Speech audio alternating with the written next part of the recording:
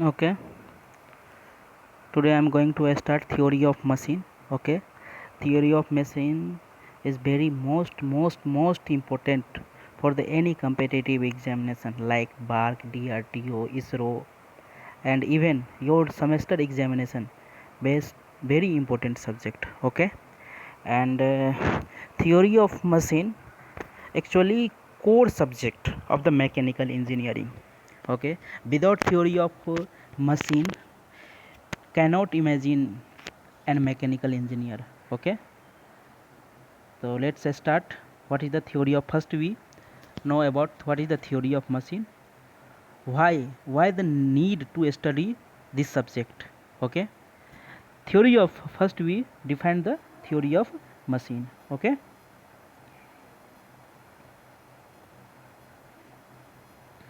theory of machine, a branch of engineering science which deals with the study of relative motion between the various part of machine. Here one term is relative motion. Okay, first we discuss about the relative motion. Let's an example. Let's velocity of b is 10 kilometer per hour. Okay, 10 kilometer per hour, and velocity of a is the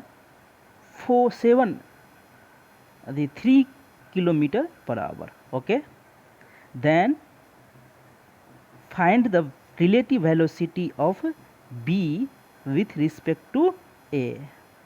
Then now the relative velocity of b with respect to a is simple formula vb minus va. Okay, the velocity of a how much, 10 minus 3 equal to 7. Okay, the velocity of b with respect to a is the 7 kilometer per hour velocity. Simply say that relative motion is how much more than the other. Okay, here the velocity of a is 3 kilometer per hour and velocity of b is the 10 kilometer per hour, but velocity of b is the more and velocity of a is the less. How much more? Then my answer is 7 kilometer per hour more. This 7 kilometer per hour is called the relative velocity. Okay, let's second example. One person, his name a, and another person, his name b. Income of a is 200 rupees per day and income of a b is 100 rupees per day. Then simple, find the how much rupees more income of a with respect to b.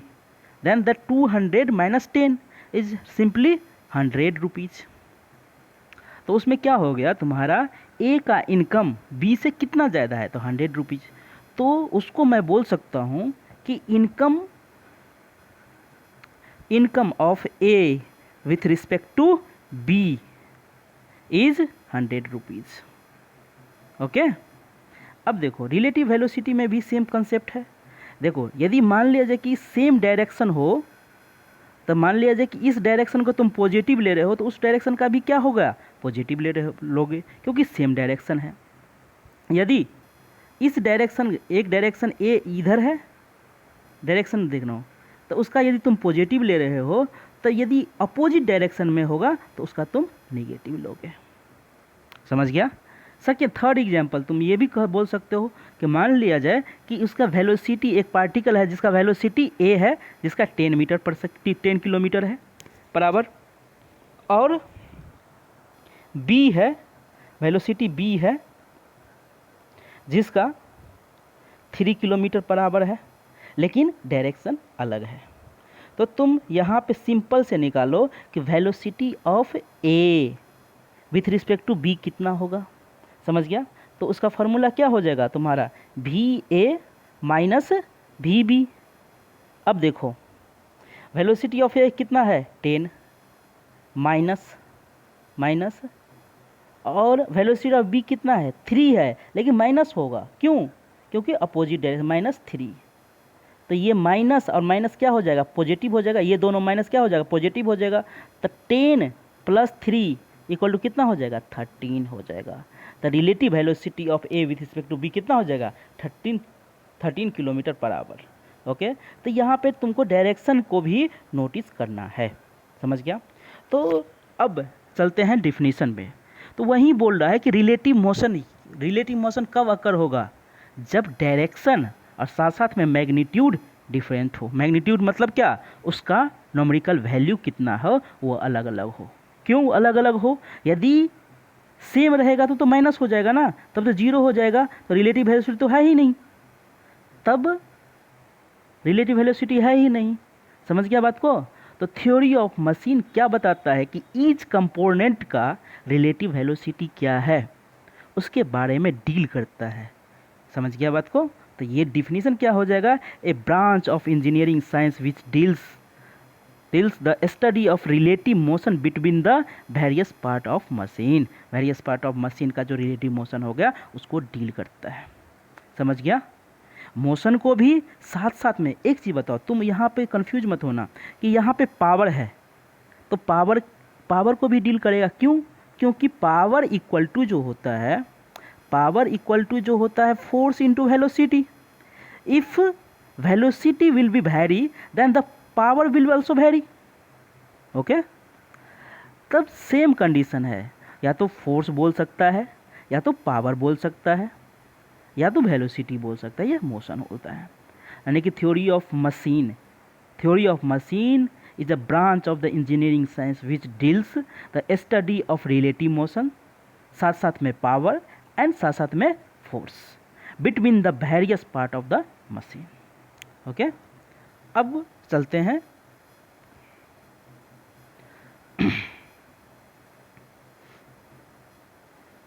Next topic, move on. What is the machine.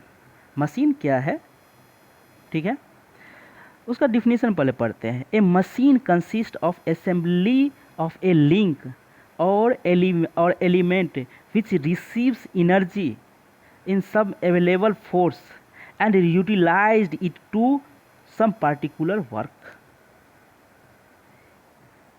His definition is simply say and receive energy from the source and this energy will convert into the useful energy. Okay, the principle of energy. In previous class you have already studied conservation of energy. What is the conservation of energy? Energy cannot create nor destroy but it will convertible. क्या हो सकता है, energy को न तो produce किया जा सकता है न उसको वेस्ट किया जा सकता है, उसको one form of the energy से सेकेंड फॉर्म ऑफ एनर्जी में कन्वर्ट किया जा सकता है। तो मशीन क्या होता है, मशीन ये है कि one energy, machine is a component which convert some part of the energy will convert into the useful work. समझ गया। या तो सेकेंड डिफिनीशन जो बुक में नहीं है, सेकेंड डिफिनीशन तुम ये भी बोल सकते हो कि energy will convert into the useful work. First definition. Second definition में ये भी बोल सकते हो lower grade energy will converted into the higher grade energy. जो कन्वर्ट करता है उसको मैं मशीन बोलूँगा। अब यहाँ पे लोअर ग्रेड क्या है और हायर ग्रेड एनर्जी क्या है ये जानना जरूरी है। अब देखो, हायर ग्रेड एनर्जी उस एनर्जी को मैं बोलूँगा जो एनर्जी हमको चाहिए, जिस एनर्जी से मेरा काम हो, समझ गया, उसको मैं बोलूँगा हायर ग्रेड एनर्जी। और लोअर ग्रेड एनर्जी क्या होता है, वो एक केमिकल फॉर्म में या एक कंजर्व एनर्जी होता है, उसको मैं लोअर ग्रेड एनर्जी बोलूँगा। लेट्स एग्जाम्पल, ठीक है, let's assume CTA and CTB. I want I want move from city A to city B, then क्या होगा तब, यानी कि तुम हाथ में पेट्रोल ले लोगे, तुम यहाँ से यहाँ तक जा नहीं सकते हो, हाथ में पेट्रोल लेकर कैसे जा सकते हो। लेकिन वहीं एक गाड़ी में पेट्रोल इंजेक्ट करोगे, और ये पेट्रोल क्या है, केमिकल एनर्जी कंजर्व है उसमें, उस गाड़ी में कंप्रेशन होगा, इग्निशन होगा, जो भी होगा पेट्रोल इंजन में, ऑलरेडी हम ऐसे इंजन में पढ़ चुके हैं। तो उसमें क्या होगा, तो ये गाड़ी क्या करेगा, उसमें पावर जनरेट, ये पेट्रोल इंजन जो है इससे पावर इग्निशन होगा और पेट्रोल एनर्जी कुछ वर्क करेगा, और ये वर्क जो है, ये गाड़ी के वर्क जो प्रोड्यूस करेगा वो डिस्प्लेसमेंट में कन्वर्ट होगा। समझ गया बात को। तो क्या हुआ, ये केमिकल एनर्जी कन्वर्ट हो रहा है किस में, यूजफुल वर्क में कन्वर्ट हो रहा है। उस मशीन को, उस टाइप ऑफ द मशीन को, इस गाड़ी को क्या बोलूँगा मैं, एक मशीन बोलूँगा। समझ गया बात को। यानी कि सिंपल से, if lower grade energy will converted into the higher grade energy, and higher grade energy what higher grade energy is work। Okay, तो उसी को मैं क्या बोलूँगा, मशीन बोलूँगा। जो कन्वर्ट करवाता है उसको मैं क्या बोलूँगा, मशीन बोलूँगा। अब देखो सेकेंड क्या है कि लिंक और element, each part of machine which moves relative to other is called kinematic, kinematic link. उसको क्या बोलूँगा, कैनेमेटिक लिंक बोलूँगा। यानी कि each part of a machine moves relative to other is called kinematic link और element. मतलब ये बोल रहा है कि ईच पेयर, जितना भी पेयर हो उसमें एक रिलेटिव मोशन हो, उसको मैं लिंक और एलिमेंट बोलूँगा। जैसे मैं मतलब ये एक 4 बार मैकेनिज्म लेता हूँ एक एग्जांपल के लिए, ठीक है।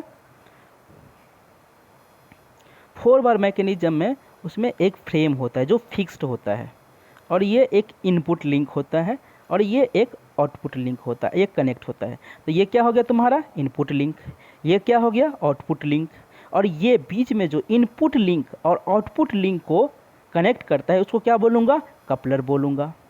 जो लिंक फिक्स्ड रहता है उसको मैं क्या बोलूँगा, फ्रेम बोलूँगा। समझ गया। ये 4 बार मैकेनिज्म है, ये तुम ध्यान रखना। 4 बार मैकेनिज्म उसको क्या बोलते हैं, 4 बार मैकेनिज्म। 4 बार मैकेनिज्म इसीलिए क्योंकि 4 बार है, एक फिक्स्ड बार हो गया, एक इनपुट बार हो गया, एक फिक्स्ड बार हो गया, एक इनपुट बार हो गया, एक आउटपुट बार हो गया, एक कपलर हो गया। समझ गया। तो उसमें क्या हो जाएगा, 4 बार में क्या, ये लिंक और ये लिंक, इनपुट लिंक और कपलर के बीच में रिलेटिव मोशन है। हाँ है। क्यों, क्योंकि ये इधर मूव करेगा तो ये भी किसी डायरेक्शन में मूव करेगा। समझ गया। तो उस दोनों के बीच में एक रिलेटिव मोशन है, उसको मैं बोलूँगा लिंक बोल सकता हूँ। लेकिन जहाँ पे रिलेटिव मोशन नहीं हो उसको मैं लिंक नहीं बोल सकता हूँ। जैसे एक एग्जांपल लो कि ये स्क्वायर है, ठीक है, ये बीच में ऐसे है, बीच में ऐसे, और ये ऐसे कनेक्ट है, ये ऐसे कनेक्ट है।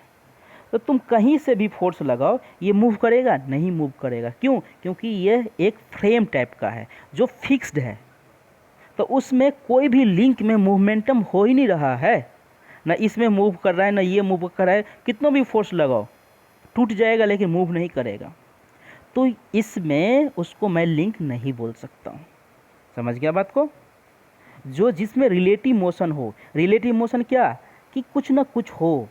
जैसे मान लिया जाए कि ये 4 बार मैकेनिज्म में क्या पढ़े थे अपना लोग, ये इनपुट लिंक, ये आउटपुट लिंक, और उसके बीच में कुछ रिलेटिव मोशन है, उसके बीच में कुछ रिलेटिव मोशन है, ये उसके बीच और उसके बीच में कुछ रिलेटिव मोशन है, ये फिक्स्ड है और ये मूव कर रहा है, तो कुछ ना कुछ तो रिलेटिव मोशन है ना, तो उसको मैं बोलूँगा लिंक।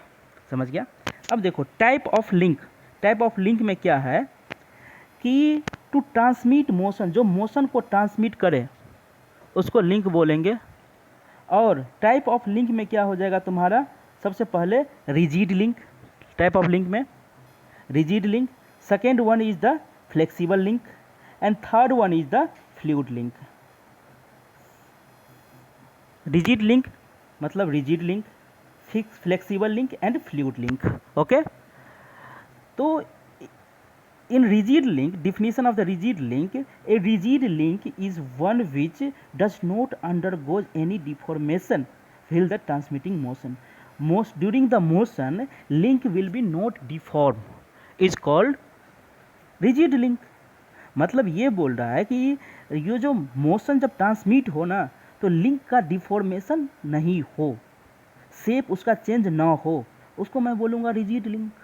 जैसे मैं 4 बार मैकेनिज्म का ही एग्जांपल लेते हो तुम, यदि लिंक ये इनपुट लिंक है, ये आउटपुट लिंक है, तो देखो ये इनपुट लिंक यदि पावर तुम यहाँ पे इनपुट कर रहे हो, आउटपुट से क्या ले रहे हो, पावर ले रहे हो, तो क्या इस लिंक जो लिंक क्या है, ये जो लिंक है वो मेटलिक रॉड का बना हुआ है, चाहे आयरन ब्लॉक हो गया, चाहे कुछ भी हो सकता है, तो क्या जब फोर्स तुम अप्लाई करोगे तो ये डिफॉर्म अपना शेप चेंज करेगा, ये इलोंगेशन हो जाएगा? नहीं होगा, ये ज्यों का त्यों रहेगा, ओनली मूव करेगा, लेकिन उसके शेप में चेंजिंग नहीं होगा.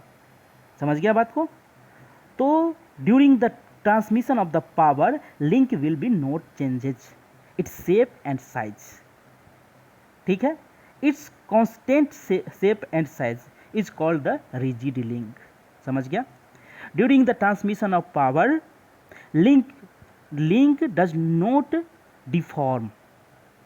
Okay, its shape and size will constant during the transmission. The motion is called the rigid link. Definition, simple definition. Okay, second one is the flexible link. What is the flexible link?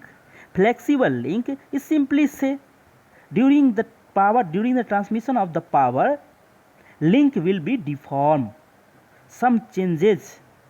Okay, then flexible link, then called flexible link. What is the example of the flexible link? Simple say, one shaft is a smaller shaft and second shaft is the bigger shaft. Okay, and this shaft is connected through the belt. Okay, any belt, any type of the belt is material, rubber, any plastic, any type of the blade, I don't know, but when you input the some type of some energy and you got output energy, then after some time, after some days, we observe some deformation take place in the belt. Okay, some deformation take place in the belt. Which type of the deformation? Length will be increased. Okay, this but transmission of the power not affected. When we design this belt in initial condition, if you give input 10 kilojoule, then the output you take 5 kilojoule. Okay, after 6 and 10 days, deform take place, but note effect the power. Output power and input power में कोई change नहीं हुआ है. तो मैं simple से चीज़ बोल रहा हूँ कि फ्लेक्सिबल लिंक उस लिंक को बोलेंगे कि during the transmission of the power, link will be deform, something deform. Okay, but note effect on the output and input power. जो आउटपुट और इनपुट पावर पर कोई इफेक्ट ना डाले, उसको मैं क्या बोलूँगा? फ्लेक्सिबल लिंक बोल सकता हूँ. जैसे बेल्ट में तुम क्या देखते हो कि कुछ डिफॉर्मेशन आ जाता है. समझ गया बात को? तो उसको फ्लेक्सिबल लिंक बोल सकता हूँ. अब देखो फ्लूइड लिंक. फ्लूइड लिंक में क्या है?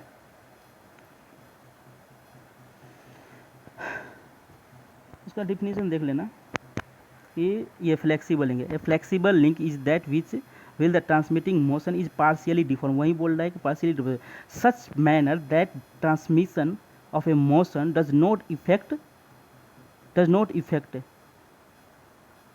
motion not affect, यानी मोशन पे कुछ इफेक्ट ना करे.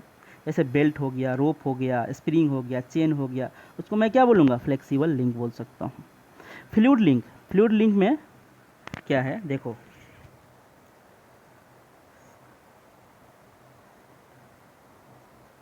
फ्लूइड लिंक में it is formed It is formed by having fluid in receptacle and motion transmitted through the fluid by pressure and compression.